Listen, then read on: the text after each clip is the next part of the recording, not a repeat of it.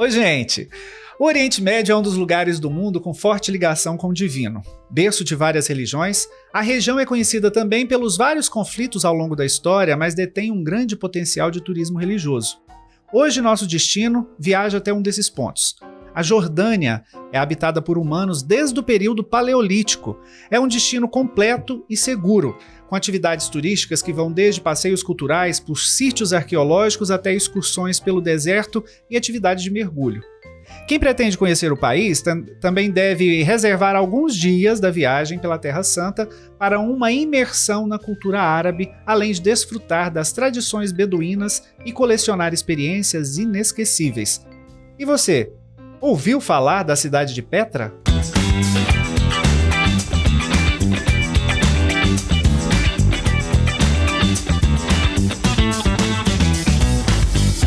Sejam muito bem-vindos ao nosso mapa de viagem. O destino de hoje é a Jordânia, um país que está localizado estrategicamente no cruzamento da Ásia, África e Europa. Sua capital, a cidade mais populosa, é Amman, que também é o centro econômico do país. A Jordânia é um país relativamente pequeno, com uma população de pouco mais de 9 milhões e meio de pessoas. É lá também que está a histórica Petra, uma cidade com mais de 2.000 anos de história, patrimônio mundial da Unesco, nova maravilha do mundo moderno e cenário de filme do arqueólogo mais famoso da história do cinema. Petra é uma cidade toda esculpida em rocha que resistiu a guerras, mas que tem para se fazer num país como este. O que vamos saber agora? Então, vamos lá? Ajuste seu GPS, pegue uma taça de vinho e venha comigo. Eu sou Rimene Amaral, nosso mapa de viagem está começando. E hoje eu recebo o agente de turismo Ibrahim Sassine, da agência Mundi Etc., que conhece a Jordânia e leva muita gente para conhecer suas belezas, mas também já teve um perrengue numa travessia lá no Mar Vermelho. Ibrahim, muito obrigado pela sua presença, por aceitar meu convite. Seja bem-vindo ao nosso programa. Oi, Rimene, tudo bem? Boa tarde, pessoal que está ouvindo esse podcast. Boa tarde, bom dia, boa noite, boa madrugada. Não sei qual horário que vocês estão ouvindo. Bom, maior prazer estar aqui. Muito obrigado, eu que agradeço pelo convite. É o primeiro podcast que eu estou participando.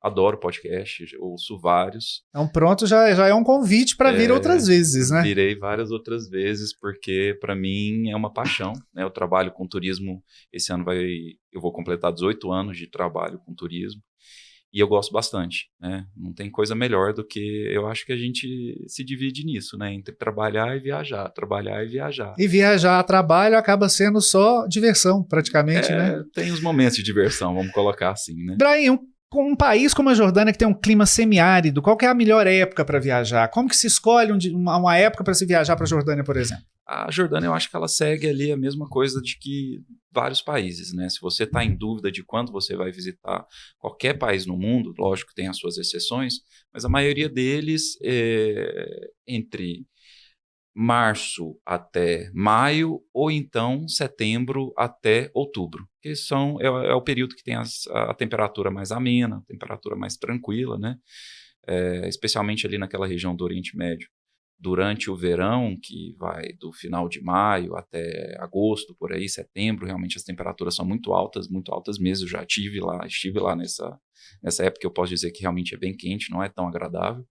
E aí, ao final do ano, tem as chuvas. Ninguém gosta de viajar com chuva, né? Chuva a gente gosta de estar em casa, recolhido, tomando um vinho, tomando um chá. Então, esse eu acho que é o melhor período. Agora, diferente de outros países do Oriente Médio, a Jordânia é um país que tem muita segurança. Como a gente disse, diferente de outros países do Oriente Médio que a gente não vê isso. É mais tranquilo para o turista? É bem tranquilo, né? Tem todo um estigma quando a gente fala de Oriente Médio, mas a gente tem que analisar caso a caso. A Jordânia, ela faz fronteira com a Síria e faz fronteira também com o Egito. A Síria é um país que está em guerra civil já, e acho que não tenho certeza, mas acredito que há mais de 15 anos, né? Infelizmente, né? Uma situação muito chata, mas a Jordânia é um país muito seguro. O último conflito que teve na Jordânia foi conflito entre Israel e Jordânia de 1948, mas a Jordânia ela tem um tratado de paz com Israel desde 1995, é um dos países árabes que tem acordo de paz com Israel, né? Mas eu acho que a questão da Jordânia é mais a questão da... Por, por a Jordânia sempre se projetar como um país cosmopolita, globalizado, moderno, né? E isso a gente vê em diversos aspectos. Bom, a Jordânia ela é uma monarquia, né? Como monarquia a gente não a entende como um aspecto tão moderno, tão contemporâneo. Ainda assim, a monarquia da Jordânia tem, hoje em dia, o rei, a rainha Rania, que ela é muito mais famosa do que o próprio rei, o Abdullah II, e tem 3 filhos. O mais famoso deles é o príncipe Hussein, que está aí na linha de sucessão ao trono. Mas, bom, a Jordânia é um país muçulmano, islâmico, né, de maioria muçulmana, e a família real ela é muçulmana também. Mas aí a gente observa diversos aspectos que vão contra o que a gente sempre pensa num país muçulmano, em uma família muçulmana. A rainha Rania, por exemplo, ela não usa o véu. Ela defende o uso do véu. Ela na verdade, ela conversa sobre o uso do véu com as mulheres, mas de uma maneira muito, muito moderna, muito Não é um costume aberta. xiita, como em outros Não países, né? Mas para uma família de um país árabe, muçulmano, a rainha não utilizar o véu, isso realmente é muito vanguardista hoje em dia, ainda hoje em dia. Ela fala que você pode usar sim o véu, mas desde que seja realmente algo que você acredite e esteja confortável, não que seja uma imposição para você, né? Ibrahim, agora quando as pessoas vão até você e falam assim, eu quero visitar a Jordânia, o que é o que mais atrai na Jordânia? É o Rio Jordão, onde Jesus Cristo foi batizado? É o Mar Morto? Qual é a principal atração da Jordânia? O Rio Jordão, ele é bastante visitado, mas eu acho que ele é mais visitado na parte de Israel. O Mar Morto, ele é interessante, sim. E o Mar Vermelho, também o Mar Morto por conta das propriedades terapêuticas, né? O Mar Morto é aquele mar que tem maior concentração de sal, não tem vida marinha, é muito bacana, muito bonito também. Mar Vermelho ali ao sul, mas eu acho que realmente a atração principal da Jordânia é Petra, né? Petra é patrimônio mundial pela Unesco, é um lugar lindo, é um dos lugares que eu mais sonhava em conhecer e tive a sorte, através do meu trabalho, de já ter Mas ido antes de 2 você vezes. começar a falar de Petra, eu quero falar um pouquinho do Mar Morto. Para quem não sabe, Mar Morto é a localização, o mar, né, a quantidade, com a quantidade de água que tem a maior concentração de sal do mundo, ou seja, a água é mais densa, então é aquele local que você deita na água e você flutua, porque o sal não te deixa afundar. E essa é uma grande curiosidade, né? Existem balneários ali em volta que as pessoas chegam para justamente isso, né? Para ler jornal deitado no Mar Morto. Tem isso também, né? Sim. As pessoas gostam de fazer e é um grande atrativo. Outro ponto de visitação e que gera muita discussão que a gente falou é o Rio Jordão, que é o mesmo que batizou Jesus Cristo. Mas existe a disputa de Israel pelo local do batismo, né? Como que isso é tratado por quem leva, na hora que você vai explicar, esse é o Rio Jordão que batizou Jesus, mas não foi bem aqui. Existe essa disputa ainda do local? Isso é um ponto de muita discussão até hoje, né? Um ponto muito delicado. Primeiro porque existe um interesse econômico, claro, né? O turismo para o local exato onde Jesus foi batizado é um ponto super de interesse. O que acontece? Realmente, os arqueólogos, os historiadores e mesmo os religiosos, eles divergem um pouco nessa situação. Pelo lado da Jordânia, a gente tem a escritura da Bíblia que diz que o batizado de Jesus foi além do Jordão. Além do Jordão é a margem leste do Rio Jordão, né? Ou seja, a parte da Jordânia. E aí é muito interessante porque a gente observa que a Igreja Católica mesmo e os cristãos, eles acreditam muito mais que está do lado da Jordânia. Tanto é que o Papa João Paulo II, o Papa Bento XVI visitou o lado da Jordânia, né? Já os israelenses, eles acreditam e defendem que é do lado de Israel, né, onde Jesus foi batizado, porque ali os arqueólogos acharam ruínas de igrejas e de mosteiros muito antigos, né, e também porque existe textos que indicam topografia, geografia que se assemelham mais à margem norte do Rio Jordão, que é a parte de Israel, né?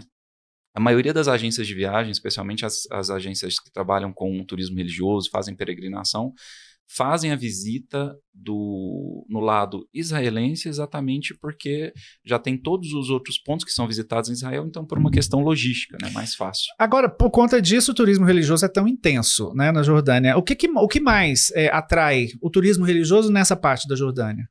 Na verdade, eu acho que o turismo religioso na Jordânia ele não está tão identificado. Ele tem a parte do Rio Jordão, sim, mas como eu te disse, as agências que fazem viagens de peregrinação para a Jordânia, elas fazem, para Israel, elas fazem a visita ao Rio Jordão na parte de Israel mesmo. A Jordânia, eu acho que seria mais interessante o Monte Nebo. Né? Monte Nebo, que é um lugar lindíssimo, né? Onde você tem uma vista... O que é o Monte Nebo? Fale para nós. Monte Nebo, ele está ali no Vale do Jordão, no meio do deserto. Durante o êxodo, né, a fuga do povo israelita do Egito, onde eles ficaram escravizados por mais de 400 anos, Moisés, né, o profeta Moisés, que é muito reverenciado pelas 3 principais religiões monoteístas, né, cristianismo, judaísmo e também o islamismo, ele liderou o povo israelita à fuga do Egito, né? Uma fuga que durou anos, né? Eles atravessaram o Mar Vermelho, o cajado de Moisés abriu o Mar Vermelho para que eles passassem, depois fechou. E aí tem diversas passagens durante o êxodo, uma delas é no Monte Nebo. Monte Nebo é onde Moisés conseguiu avistar finalmente a Terra Prometida aos israelitas, aos judeus, e realmente dá para ver. Em um dia que tem uma visibilidade boa, o que não é tão fácil, considerando que você está no deserto, você consegue de fato avistar Jerusalém, que está a 50 km de distância. Isso para você ter uma ideia de quão alto é o lugar. Mas realmente a vista é muito bonita, a energia do lugar é muito interessante. E o turista pode subir lá? É acessível? Pode, é acessível. Lógico, não é como lá na Península do Sinai, no Monte Sinai, que você tem que subir a pé mesmo, né?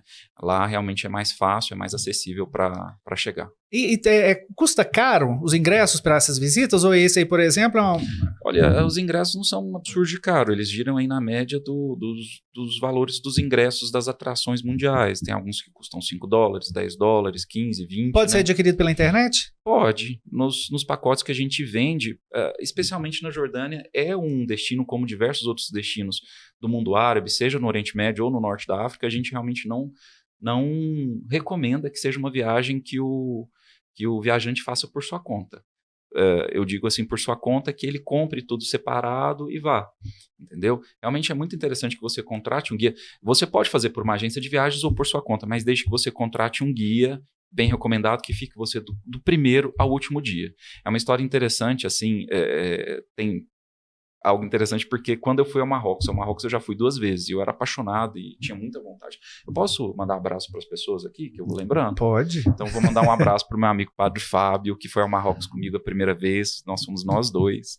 Tenho várias histórias super engraçadas do Marrocos, se você quiser conversar sobre isso. Falaremos sobre, claro, com o maior prazer. E eu falei, não, porque eu conheço muita coisa, eu já viajei muito, eu tenho muita facilidade e sou apaixonado por línguas, inclusive falo árabe porque eu aprendi em casa, meu pai e minha mãe são libaneses. Para os meus pais eu não vou mandar um abraço, eu vou mandar um beijo. E aí falei, vou para o Marrocos, né? E fomos nós 2. E foi engraçado porque ele falou para mim assim, a gente tinha acabado de levar um grupo religioso para a Turquia e Grécia, ele falou, vamos viajar depois para algum lugar, eu quero ir para a Inglaterra. Eu comecei a olhar e eu falei, olha, vai ficar muito caro, eu não tô afim de ir para a Inglaterra, eu tô muito afim de ir para um outro lugar, só que é surpresa. E eu vou te falar no dia, quando a gente terminar o grupo, despachar o grupo para o Brasil, aí eu falei para ele para o Marrocos, mas foi muito interessante como a cara dele mudou na hora que eu falei Marrocos. E o que eu vou fazer no Marrocos? Eu gosto de castelo, eu gosto de realeza, eu gosto de lustre, eu gosto de não sei o quê. E aí a gente foi ao Marrocos. Mas o que acontece?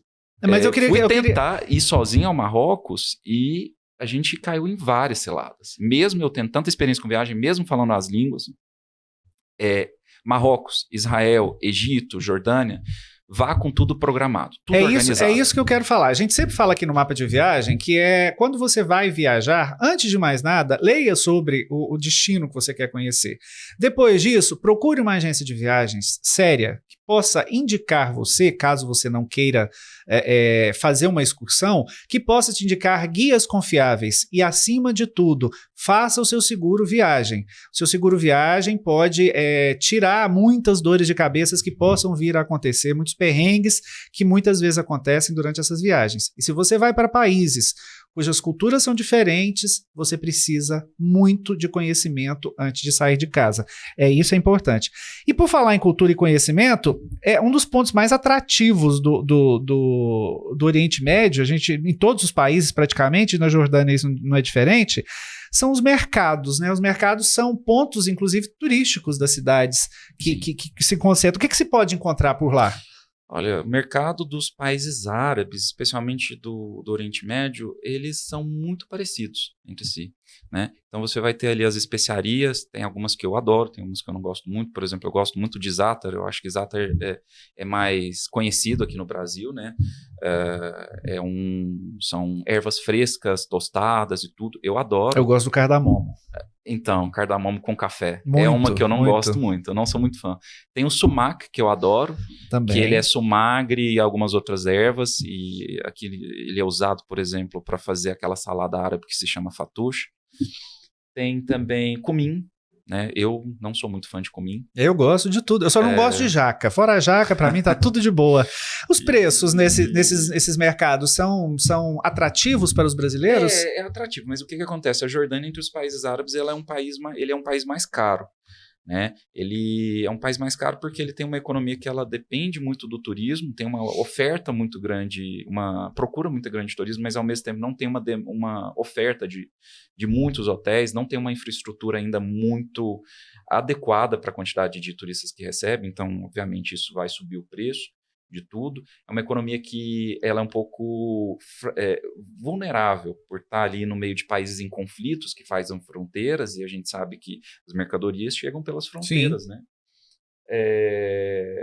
Bom, tem também recurso natural limitado na Jordânia, né? Água e petróleo e algumas outras coisas. Todo mundo acha que todo país árabe tem petróleo. A Jordânia não tem petróleo. E é um item assim, básico para desenvolvimento da economia. Bom, mas é um pouco caro, assim, mas não chega a ser caro igual os países do Golfo, por exemplo, Emirados Árabes Unidos, com Dubai, Abu Dhabi, o Catar. É mais razoável. Não vai, ninguém vai sofrer por isso, né? Não é um... Agora, tem uma coisa que a gente curioso de se falar de alguns países do Oriente Médio, a Jordânia não é diferente. Vamos falar de bebida. Como é que é o consumo de bebida alcoólica na Jordânia? Nossa, essa parte é boa, ao menos eu adoro bebida. Eu até brinco nas viagens em grupo que eu faço, que olha, eu gosto de viajar. Hoje, já tendo feito várias viagens em grupo em muitos anos, eu faço meio que uma entrevista. Eu vou passar 17 dias com a pessoa. Então, assim, é uma relação que vai além do negociação. São meus amigos. Quem viaja comigo hoje em dia, independente da idade, a maioria é a melhor idade, são meus amigos que eu frequento a casa, que frequentam a minha casa. E aí eu brinco, tem que ter uma entrevista e a gente vai conversando para ver se dá uma química, né? E eu coloco, ó, tem isso, a pessoa tem que ser de bem com a vida, tem que já ter feito algum tipo de terapia e tudo, tem que ser alegre e tal, mas aí vou contando. No final eu ainda brinco assim, ó, o bônus extra é se a pessoa beber. E, gente, para mim a melhor coisa é você sentar, depois de ter andado, curtido, conhecido muita coisa interessante, sentar e tomar uma taça de vinho, uma cerveja gostosa, à noite tomar um vinho e conversar. Isso para mim, um vinho local, isso para mim é uma delícia, né? Os países árabes, o Islã ele proíbe, né, a bebida alcoólica. E isso aí hoje em dia depende. Se você é muçulmano, você pode decidir. Se você é conservador e segue realmente à risca, não bebe. Agora, se você é mais moderno, tem muita gente que bebe. Para você beber na Jordânia, tem que ser dentro dos hotéis, que é considerado uma zona, vamos colocar, internacional, neutra, ou alguns restaurantes licenciados que são para turistas. E aí tem de todas as categorias, os restaurantes para turistas mais de massa, né? E tem os restaurantes para turista realmente de um padrão Agora, melhor. aquela coisa, você tá andando na rua de tarde, solzão bate, vou parar ali para tomar uma cerveja, nada disso, né? É até engraçado, teve uma viagem que a gente estava já exatamente na Jordânia, no Mar Vermelho, que é um lugar super de lazer, tem os clubes, os resorts e tudo mais, e eu estava com um pessoal, esse eu acho que eu não posso identificá-lo para mandar um abraço, mas eu vou falar para ele depois que esse abraço é para ele. Ele gosta muito de beber, que no caso é um padre, muito amigo meu, por isso que eu não posso revelar. Mas ele Jesus bebia. Qual que é o Sim, Jesus crime, Cristo né? não transformou água em leite, né? Pois é. E a gente estava muito precisando de tomar alguma coisa. E não podia. Aí a gente fez, eu lembrei dos filmes americanos, sabe? Que adolescente colocava bebida dentro de saco de... Sim. E a gente fez assim, deu certo. Mas é interessante essa questão, por exemplo, depois se a gente for conversar sobre países do Golfo, que aí você tem Dubai, que segue a mesma coisa, que quis há muitos anos ser um ponto de turismo e desenvolveu bastante. A Arábia Saudita é o novo momento do turismo no mundo árabe, né? Tem lugares incríveis, eles estão construindo uma cidade inteira, quilométrica, dentro de um prédio super moderno. Autossustentável, né? Só que é um país 100% seco, ou seja, ele... Então, assim, eu sinceramente, é lindo, tenho vontade de conhecer, mas eu não me imagino de férias, ficando 7 dias sem poder tomar um vinhozinho no final do dia, Qualquer uma cerveja, um drink gostoso. Agora, bebida ok, a gente sabe que em qualquer lugar a bebida é boa. Existem países especialistas em cervejas, outros em vinhos, outros em outras bebidas, tequila, por exemplo. Mas comida, vamos falar a verdade, que quando a gente fala de comida, para mim, o meu paladar, fora da nossa comida brasileira cotidiana, a comida árabe, que envolve toda essa região, é uma das melhores. Tanto que quando eu me formei em jornalismo, nosso projeto de experimental de formatura foi sobre a comunidade árabe, decidido justamente, única e exclusivamente por conta da comida, da culinária. A comida lá, os restaurantes, à noite em Amman, como é que funciona tudo isso? A comida, por exemplo, a gente sempre trata sobre isso aqui no Mapa de Viagem, que lá não se tem, por exemplo, um restaurante que você vai comer por quilo. Né, você tem, geralmente é um buffet todo acompanhado. Como é que funciona tudo isso? Na verdade, a maioria dos países árabes, incluindo a Jordânia, o tradicional é o que eles chamam de taule. Taule é o quê? É mesa em árabe, né? E também significa um tipo de refeição. A gente tem refeição à la carte, a gente tem refeição self-service e tem a refeição que eles chamam de taule, que é o quê? Vem e coloca várias coisas na mesa. Você pode chegar nos restaurantes árabes e falar, eu quero a taule. E vem muita coisa, mas vem muita coisa. É muita comida. E é muito bom. É bom, mas chega a ser um desperdício. Eu não gosto. Porque você fica pensando, cara, pra onde que vai essa comida, né? Volta provavelmente pro prato de alguém de novo depois. Não, se for assim, né? Eu, às vezes até prefiro uma infecção bacteriana do que desperdício de comida. Mentira, não prefiro. Mas assim, noite em Amman não tem tanta balada, assim. Tem alguns lugares, tem alguns clubes e tudo, mas não faz parte. Depois a gente pode conversar sobre o Líbano. O Líbano, na verdade, ele é considerado dentro do mundo árabe o lugar de liberdade mesmo. Liberdade, né? Então, Beirute é uma capital que tem diversas baladas internacionais, muitos terraços, rooftops. Os árabes, inclusive, quando eles querem se divertir, eles vão ao Líbano. E Beirute é realmente isso. Eu adoro Beirute. Falaremos sobre isso. Mas na Jordânia tem algo bacana que é o Festival de Jerash. Jerash é um sítio arqueológico dentro de Amman, lindíssimo, né? Super bem preservado. E como vários outros sítios arqueológicos, ele tem um festival cultural dele, né? Ele acontece eu acho que é em junho, durante o verão, e já recebeu diversos artistas internacionais, como Sting, Andrea Bocelli, por aí vai. É bacana. Bom, já não pode deixar de falar, eu acho que uma das principais atrações da Jordânia é a cidade de Petra, né? Talvez a principal atração, né? É facilmente acessível em excursões. Como é que é uma excursão quando você quer ir a Petra? Você sai de Amman e vai direto? Como é que funciona isso? E o que Petra tem a oferecer ao turista? Então, Petra é um sítio arqueológico lindíssimo. Quando eu falei no começo que um dos meus sonhos era conhecer a Jordânia, exatamente por conta de Petra, né? É uma cidade escavada na rocha pelos nabateus. Nabateus é o povo que morava ali naquela região no período antes de Cristo, e Petra parece, se eu não me engano, é de 1300 antes de Cristo. E eles simplesmente escavaram nas rochas e construíram os templos. Então é uma cidade escavada na rocha. O caminho para chegar até Petra é um canyon, na verdade, né, natural, muito interessante, e nisso a gente já fala, né? Então, assim, quem são os antecessores dos jordanianos? São os nabateus, e a gente fala sobre a modernidade do povo jordaniano, que eu falava, sobre a família real e tudo mais. Isso a gente já vê pelos antecessores deles, né? Que são os nabateus. O sítio arqueológico de Petra, que foi construído por eles, ele não tinha um estilo próprio árabe, assim, ou daquele povo, era um estilo greco-romano. Então, assim, nisso a gente já vê como eles gostam de dialogar com as outras culturas.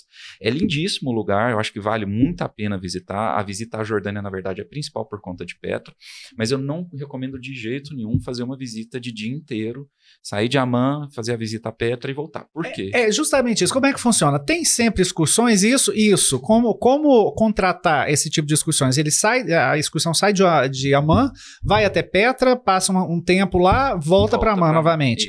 Isso aí pode ser contratado no hotel ou é aquilo que a gente sempre recomenda também? Prefira que a sua agência de turismo já faça isso para ter tudo garantido? Quando eu falo que uma viagem a um país árabe ela tem que ser planejada, é assim, que você tem uma assistência. Se você quer fazer a viagem sozinho, ok, mas procure agências locais que são acreditadas. Hoje em dia a gente tem sites grandes aí como Get Your Guide e Viator, né, que são sites bons, na verdade, que funcionam, né? Então, para quem quiser se resolver sozinho, contrate o passeio ali, veja as avaliações, ou contrata pela agência de viagens, mas como eu estava falando, não é legal, porque são 3 horas de viagem, 3 horas para ir, 3 horas para voltar, e o sítio arqueológico de Amman, ele é mais ou menos, eu acho que uns 40 minutos de caminhada, para chegar até ali no centro. Então você vai caminhando pelo Canyon, que é lindíssimo, né? Tem a possibilidade de você entrar por charrete, que é legalzinho, assim, né? Mas, assim, você entrar andando é muito gostoso. O lugar é bem legal. Não, você está no meio do deserto, mas por conta das rochas, o clima ali dentro é bem fresquinho, bem gostoso. Então é bem cansativo. Outra situação pela qual eu não recomendo fazer o passeio de dia inteiro saindo de Amman. À noite, em Petra, tem um espetáculo de luzes 3 vezes por semana. Sim, Petra iluminada, noite iluminada, né? Isso, então... Isso quer dizer, sem dizer também que tudo isso fica no meio de um deserto, e é claro que você não vai conseguir comprar água em todo lugar, então é preciso se prevenir também, levar uma água, se tiver que passear, passar um tempinho lá, tudo isso já está pronto ali, né? Sim, a visita ao sítio arqueológico, ela dura mais ou menos umas 2, 3 horas. Então, na entrada tem um centro turístico ali, e aí tem um comércio que vende água, vende fruta, vende algumas coisinhas. Então é isso, mas é uma boa caminhada. Aliás, uma boa caminhada num lugar que já foi cenário para muitos filmes gravados, né? O que a gente pode falar disso aí lá, que alguém possa lembrar? Então, os guias comentam com a gente que Star Wars teve algumas edições de Star Wars que foram gravadas lá e tem alguns outros filmes também, né? Indiana Jones, tudo. A geografia e a paisagem do lugar é muito interessante. Aquela região ali do Oriente Médio, a região do norte da África, Marrocos e Tunísia têm diversos cenários que são muito interessantes e bastante cenográficos, né? Ainda na Jordânia, além de Petra, a gente tem o Wadi Rum, né, que é onde é o deserto cor-de-rosa, onde foi filmado Lawrence, o Príncipe das Arábias. Aquele filme clássico, né? Isso tudo é visitável? É visitável, tem estrutura. O Wadi Rum, inclusive, a gente teve um casal, né, inclusive vou mandar um abraço para o meu amigo João e Amanda, que fizeram a Jordânia e o Egito, e na parte da Jordânia eles ficaram 2 noites em um glamping. O que é o glamping? Glamping, eu acho que nos últimos 5 anos ficou bem famoso, que é acampamento de luxo. Então, a maioria deles são aquelas bolhas, não sei se é de plástico, o que é. Então, é um quarto dentro de uma bolha que você tem a vista panorâmica para o céu. E eles fizeram 2 noites em um glamping, em um acampamento de luxo na Jordânia. É lindíssimo. É uma experiência... Mas, enfim, a travessia, no final das contas, deu tudo certo? Além da propina paga, foi tudo ok? O que foi engraçado é o seguinte... eles formaram um cordão quase que humano, assim, separava, gritava com as pessoas, tratava muito mal os outros viajantes, né? Já a gente, eles tratavam super bem. Molhou a mão, né? Pois é. E aí, a gente passou por esse cordão e foi embarcar. Quando a gente embarcou, e foi muito tranquilo, cada um mostrou seu passaporte, como se embarca em um avião. Foi de um em um. Quando a gente passou, eu tinha o meu próximo abraço. Eu acho que o próximo podcast eu não vou ficar mandando abraço muito, mas é pra Vânia, que já foi com a gente várias vezes também.